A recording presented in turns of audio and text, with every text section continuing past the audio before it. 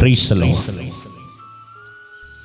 சர்வலோகத்தின் ஆண்டவரும் நம்முடைய இரட்சகருமாகிய கர்த்தராகிய இயேசு கிறிஸ்துவின் நாமம் மகிமைப்படுவதாக.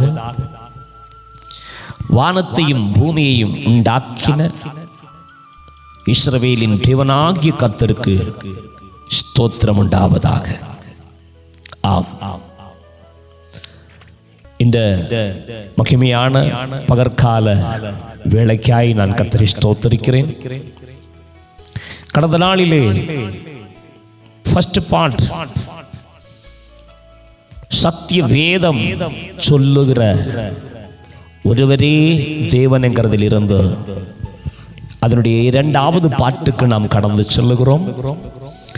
கடந்த பகுதியில் அவர் ஒருவரே என்கிறதை குறித்து தாராளமான வார்த்தைகளை கொண்டு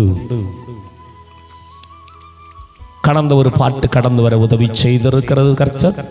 ஆனால் இந்த இரண்டாவது பகுதியில் ஆழமேறிய மகத்துவங்கள், ஏன் இது மனுஷனுக்கு மறைக்கப்பட்டது, ஏன் இது கண்டுகொள்ளக்கூடாதது என்றெல்லாம் நாம் பார்க்கும்போது அதை குறித்தும் சில விளக்கங்களை சொல்லி இருந்தோம். ஆனால் இப்பொழுது அந்த ரகசியம், மகத்துவமாயிருக்கிற ரகசியங்களையும் இதை கவனிக்கிற அத்தனை பேரும் நீங்கள் கேட்க வேண்டும். நீங்கள் கேட்டு அதை புரிந்து கொண்டது என்றால் அந்த சத்தியத்துக்காக நீங்கள் ஒவ்வொருவரும் கை கொடுக்க வேண்டும், தோள் கொடுக்க வேண்டும். சத்தியத்துக்காக நிற்கிறவர்களாய் நாம் ஒவ்வொருவரும் வாழ வேண்டும். இந்த செய்தி தொடர்ந்துள்ளதான பாட்டு முடிக்கும் போது ஒரு சிலருடைய வாழ்க்கையில் சில அற்புதங்களை தேவன் செய்ய வேண்டும் என்று விரும்புகிறார். இதை கவனிக்கிறவர்களுக்காக சில அற்புதங்களை செய்ய வேண்டும் என்று தேவன் விரும்புகிறார். அந்த அற்புதம் எப்பேற்பட்டது என்பதை ஜெப நேரத்தில் ஆவியானவர் உணர்த்தி உங்களுக்காக ஜெபம் ஏறெடுப்பார். கடந்த பாட்டிலே நாம் தியானித்து முடித்த பகுதி, நான் முந்தினவரும் நான் பிந்தினவரும் தானே, என்னை தவிர தேவன் இல்லை என்று இஸ்ரவேலின் ராஜாவாகிய கர்த்தரும் சேனைகளின் கர்த்தராகிய அவனுடைய மீட்பரும் சொல்லுகிறார் என்று தொடங்கி நான் முந்தினவர் என்று சொல்லி இருக்கிறாரே. முந்தினவர் என்கிற வார்த்தைக்கு அர்த்தம் என்ன என்று சொல்லி நாம் ஆரம்பித்தோம். அந்த இடத்திலிருந்து நாம் மீண்டும் அதை துவங்குகிறோம். நான் முந்தினவரும் நான் பிந்தினவரும் தானே, என்னை தவிர தேவன் இல்லை என்று இஸ்ரவேலின் ராஜாவாகிய கர்த்தரும் சேனைகளின் கர்த்தராகிய அவனுடைய மீட்பரும் சொல்லுகிறார் என்று எழுதியிருக்கிறபடி என்னை தவிர தேவன் இல்லை. அதோடு இணைத்து 43ஆம் அதிகாரத்திலே நாம் கடந்து செல்லும் போது அதனுடைய 10வது வசனத்தில் சொல்லுகிறார், எனக்கு முன் ஏற்பட்ட தேவன் இல்லை, எனக்கு பின் இருப்பதும் இல்லை. 41ஆம் அதிகாரம், எசேயா 41ஆம் அதிகாரம் அதனுடைய 4வது வசனத்தில் சொல்லுகிறார், அதை செய்து நிறைவேற்றி ஆதி முதற்கொண்டு தலைமுறைகளை வரவழைக்கிறவர் யார்? முந்தினவராகிய கர்த்தராகிய நான் தானே. 48வது வசனத்தில் எசேயா தீர்க்கதரிசி 48ஆம் அதிகாரத்தில் சொல்லுகிறார், யாக்கோபே நான் அழைத்திருக்கிற இஸ்ரவேலே எனக்கு செவி கொடு, நான் அவரே, நான் முந்தினவரும் நான் பிந்தினவருமாமே என்றார். தேவ பிள்ளையே, இன்றைய நாளிலே நாம் தியானிக்க போகிற விசேஷம் நான் முந்தினவர். நான் முந்தினவர் என்று இங்கே எழுதியிருக்கிறதான பகுதியை தான் சுருக்கமாக நாம் தியானிக்க போகிறோம். இங்கிருந்தும் தேவன் ஒருவரே என்கிற சத்தியத்தினுடைய பற்பலவிதமான பகுதிகள் எங்கே எங்கெல்லாம் இன்றைய நாட்களில் சத்தியத்தை தவறுதலாய் சொல்லிக் கொண்டிருக்கிறார்களோ அந்தந்த பகுதிகளே உங்களுக்கு சத்தியமாய் வெளிப்படுத்துவதற்குள்ள முயற்சிகள் நடைபெற்று கொண்டிருக்கிறது. ஆதலால் இந்த சத்தியத்தில் உள்ள எல்லா இடரல்களையும் நீக்கி சத்தியம் மட்டும் நிலைத்திருக்கும்படிக்கு சத்திய தேவன் ஒருவரையே நாம் தொழுது கொள்ளும்படிக்கு உள்ள சகல வார்த்தைகளை கொண்டும் கர்த்தர் நம்மை ஆசீர்வதித்து நடத்த போகிறார். நிச்சயமாக இந்த செய்தியை கவனிக்கிற யாவரும் நீங்கள் வெறுமனே கவனித்து விட்டு கடந்து செல்லாமல் இதை நிச்சயமாக நீங்கள் ஷேர் செய்யவும் சப்ஸ்கிரைப் பண்ணவும், உங்களுக்கு வேண்டப்பட்ட அத்தனை பேருக்கும் இதை ஷேர் செய்யுங்க. அத்தனை பேரிடத்திலும் இதை சப்ஸ்கிரைப் பண்ண சொல்லுங்க. நீங்கள் அப்படி செய்கிறது அது உங்களுடைய வாழ்வுக்கும் ஆசீர்வாதமாக இருக்கும். ஆம், தேவனுடைய பிள்ளையை நாம் இன்றைய நாளில் தியானிக்க போகிற அந்த பகுதிக்கு நேர நாம் கடந்து செல்லுகிறோம். என்னவென்றால், இங்கே தேவன் முந்தினவர் என்று சொன்னாரே. முந்தினவர் என்று சொல்லும் போது நம்முடைய தேவனை குறித்து வசனம் சொல்லுகிறது, அவர் நாட்களின் துவக்கமும் ஜீவனின் முடிவும் இல்லாதவராயிருக்கிறார். எபிரேய நிருபத்திலே நாம் கடந்து செல்லும் போது அங்கே எபிரேய நிருபத்தில் அப்போஸ்தலனாகிய பவுல் மூலமாய் அதனுடைய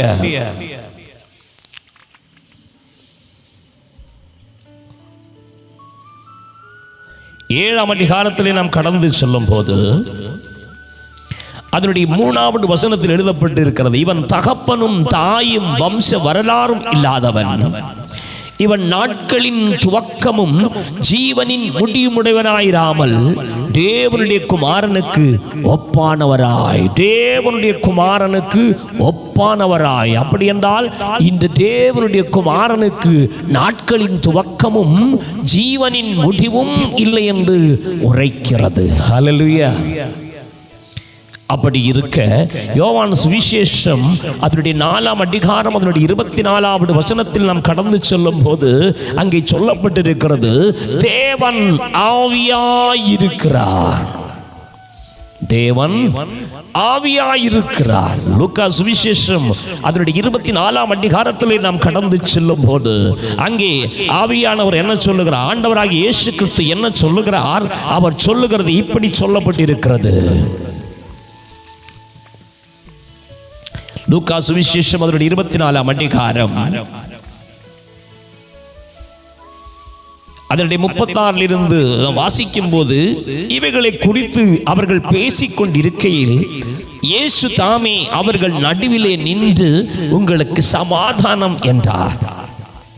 அவர்கள் கலங்கி பயந்து ஒரு ஆவியை காண்கிறதாக நினைத்தார்கள்.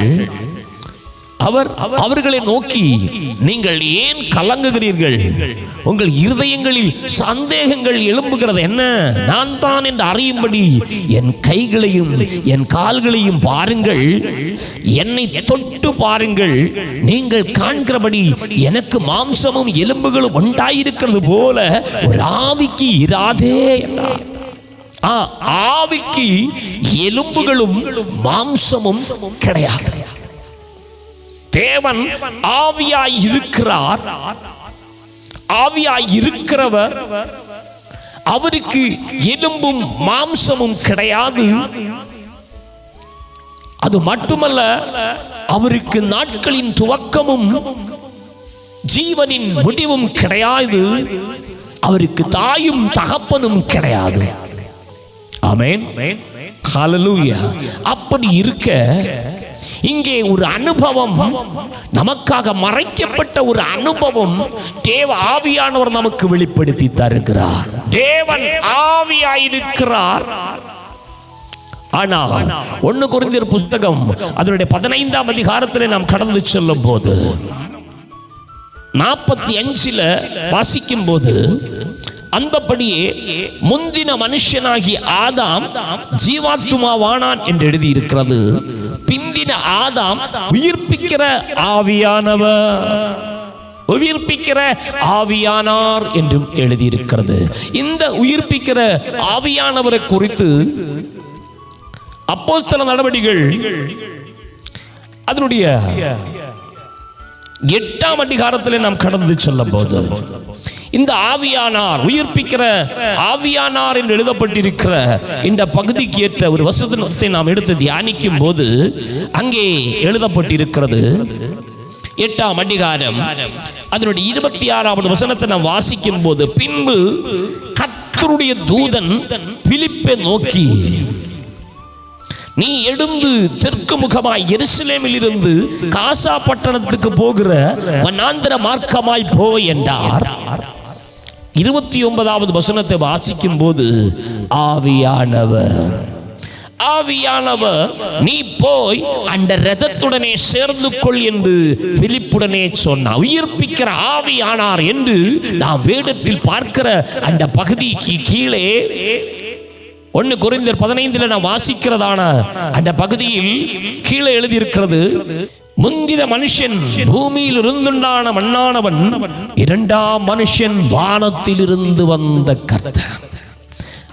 உயிர்ப்பிக்கிற ஆவியானார் என்றார். அவரை குறித்து அப்போஸ்தல நடவடிக்கைகளிலே தேவனுடைய அறிவுகளையும் உணர்வுகளையும் அடைந்து கொண்ட சீஷர்களோடு கூட கர்த்தருடைய தூதனாக, ஆவியானவராக இங்கே எழுதப்பட்டிருக்கிறதான வசனத்தின்படி வானத்தில் இருந்து வந்த கர்த்தர். இது உங்களுடைய தெளிவுக்காகத்தான் இந்த வசனங்கள் எல்லாம் எடுத்து உடைக்கிறது.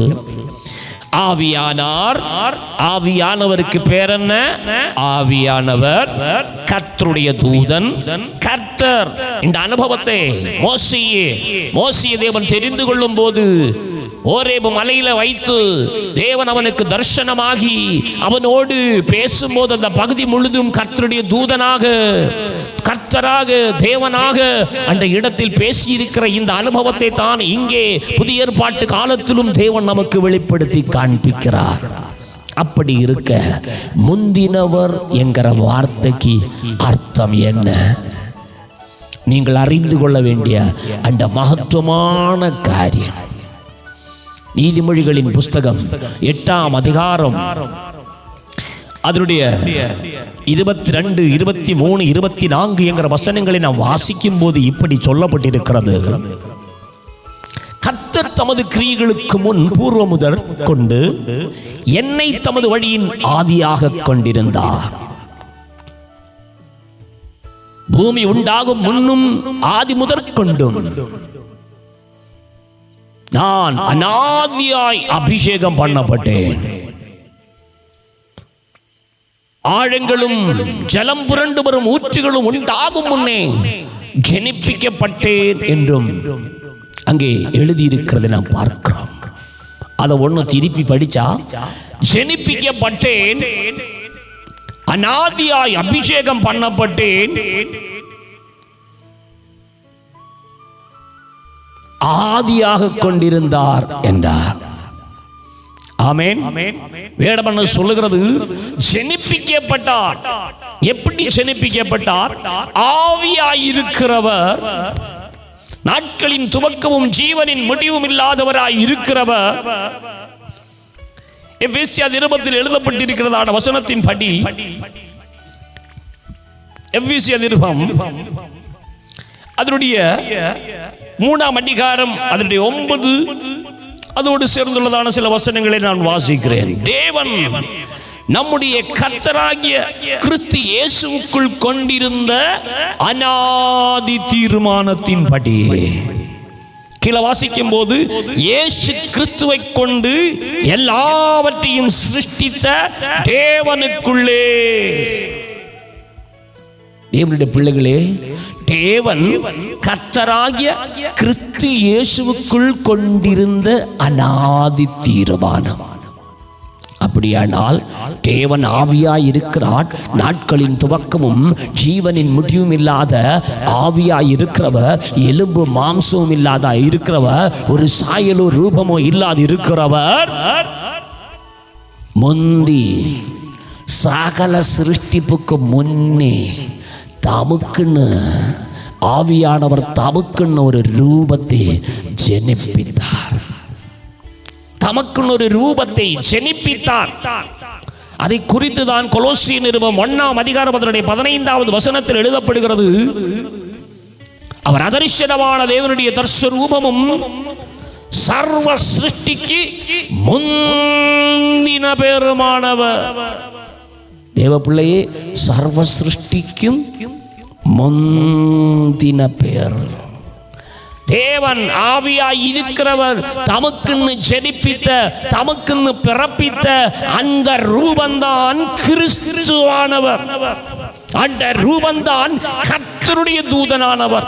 அந்த ரூபந்தான் கர்த்தர். ஹல்லேலூயா. ஆதலால் இந்த பகற்காலம் தேவ பிள்ளையே, நீ ஒன்றை தெளிவாய் அறிந்து கொண்டு, முந்தி பிறந்தவர் கர்த்தர் தமது கிரியைகளுக்கு முன் பூர்வ முதற்கொண்டு என்னை தமது வழியின் ஆதியாக கொண்டிருந்தார் என்றாரே. அப்படியானால் ஆதியில் என்ன நடந்தது? ஆதியிலே தேவன் வானத்தையும் பூமியையும் சிருஷ்டித்தார். அப்ப சிருஷ்டிப்புக்கு முன்னே ஆதியாக கொண்டிருந்த தேவனுடைய சாயலாய், தேவனுடைய ரூபமாய் இருக்கிறவர் நம்முடைய கர்த்தராகிய இயேசு கிறிஸ்து. அவர் தேவனுடைய ரூபமாய் இருந்தும் தேவனுக்கு சமமாயிருப்பதை கொள்ளையாடின பொருளாக எண்ணாமல் தம்மை தாமே வெறுமையாக்கினார். அவர் தேவனுடைய ரூபம். இயேசு கிறிஸ்து தேவனுடைய ரூபம். கிறிஸ்துவானவர் தேவனுடைய ரூபம். அதுதான் கிறிஸ்துவின் ரகசியம். ஆதலால் இந்த பகற்காலம் நீ திட்டமாய் உணர்ந்து கொள்ள வேண்டும்.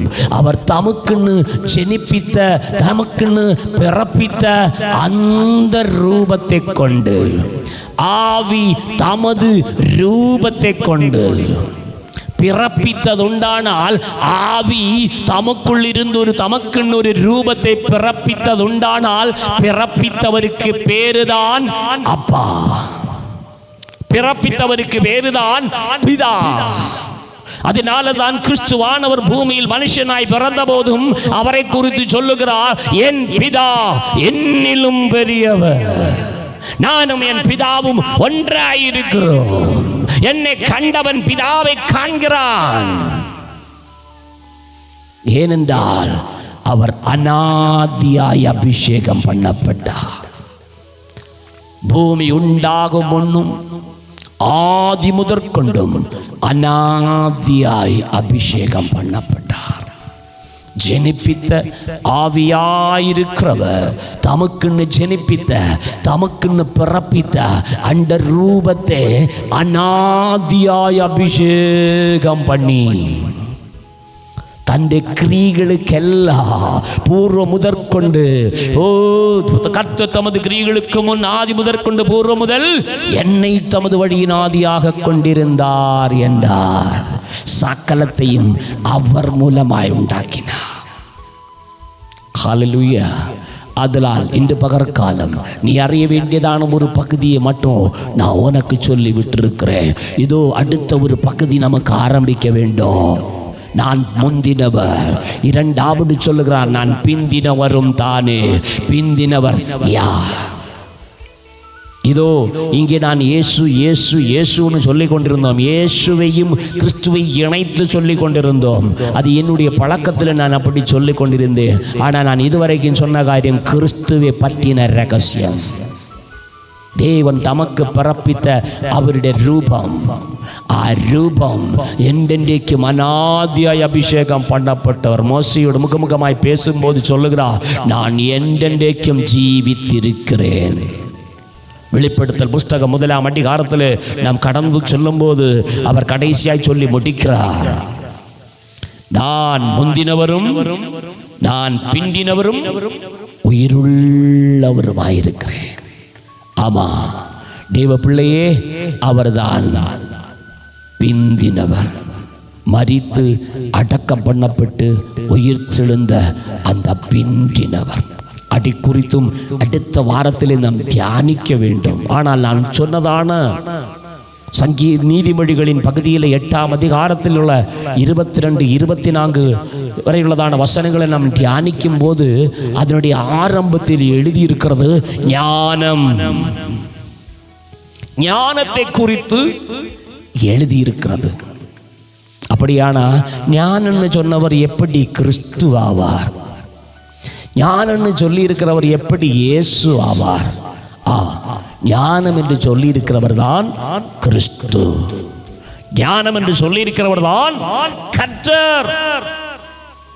1 கொரிந்தியர் அதனுடைய 1ஆம் அதிகாரம் அதனுடைய 24வது வசனத்தை நீங்கள் வாசிக்கும் போது சொல்லுகிறார், ஆகிலும் யூதரானாலும் கிரேக்கரானாலும் எவர்கள் அழைக்கப்பட்டிருக்கிறார்களோ அவர்களுக்கு கிறிஸ்து தேவ பலனும் தேவ ஞானவுமாயிருக்கிறார்.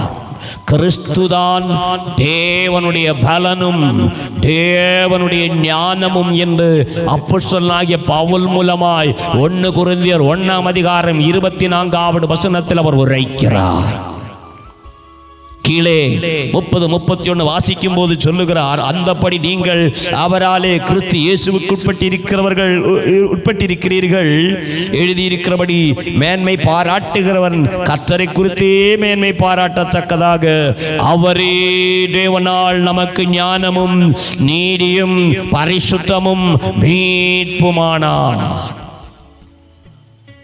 1 கொரிந்தியர் 10ஆம் அதிகாரத்திலே கடந்து சொல்லும் போது 1 4 வரைக்கும் வாசிக்கும் போது சொல்லப்பட்டிருக்கிறது, இப்படி இருக்க சகோதரரே, நீங்கள் எவைகளை அறிய வேண்டும் என்று இருக்கிறீர்கள் என்றால், நம்முடைய பிதாக்கள் எல்லாரும் மேகத்துக்கு கீழாயிருந்தார்கள், எல்லாரும் சமுத்திரத்தின் வழியாய் நடந்து வந்தார்கள், எல்லாரும் மோசைக்குள்ளாக மேகத்தினாலும் சமுத்திரத்தினாலும் ஞானஸ்நானம் பண்ணப்பட்டார்கள், எல்லாரும் ஒரே ஞான போஜனத்தை புசித்தார்கள், எல்லாரும் ஒரே ஞான பானத்தை குடித்தார்கள். எப்படி எனில் அவர்களோட கூட சென்ற ஞான கன்மலையின் தண்ணீரை குடித்தார்கள்.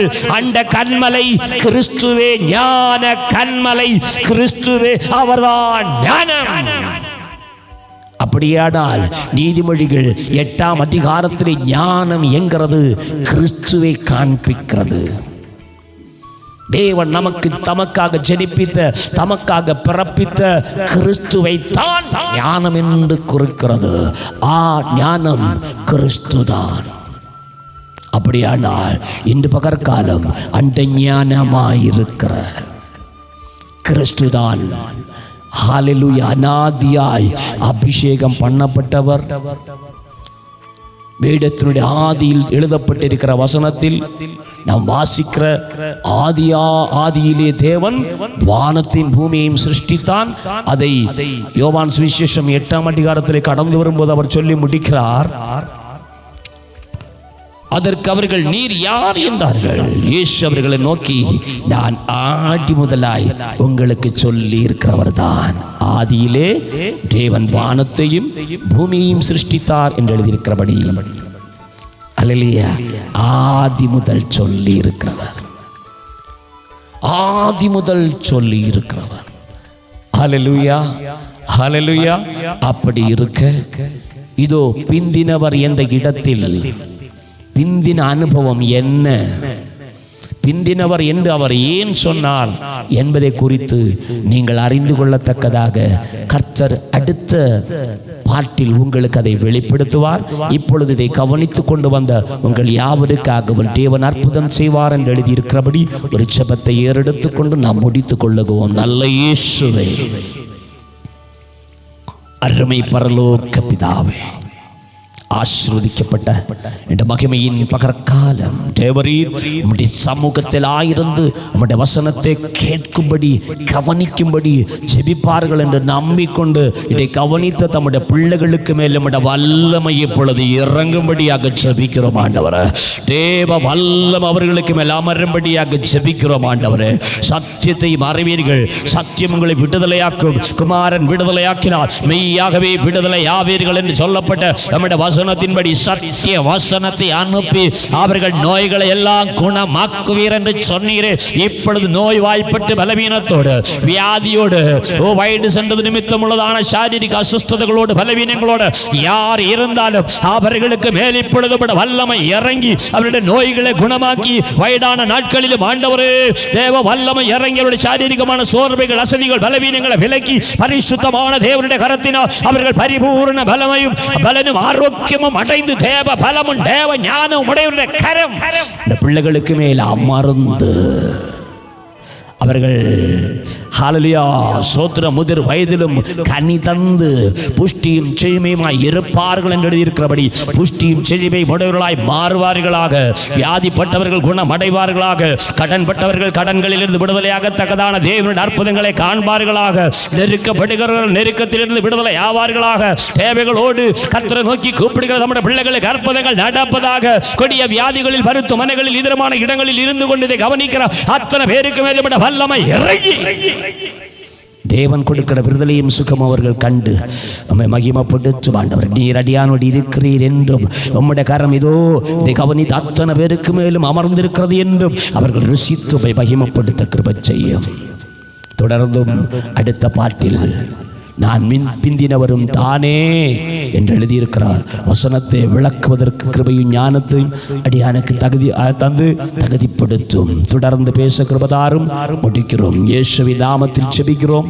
ஜெபம் கேளுங்கள் ஜீவனுள்ள நல்ல பிதாவே, ஆமென். தொடர்ந்து கர்த்தர்கள் அனைவரையும் ஆசீர்வதிப்பாராக. ஆமென், ஆமென், ஆமென்.